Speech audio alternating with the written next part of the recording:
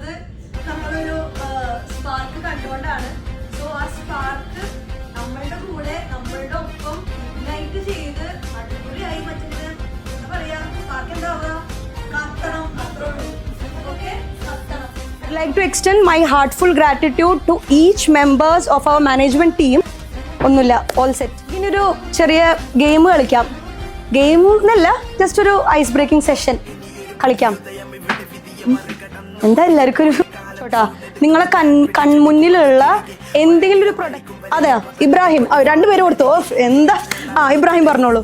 വാച്ചല്ലേ, എന്നെ കൊണ്ട് വാച്ച് വാങ്ങിപ്പിക്കണം കേട്ടോ. അതന്നെ.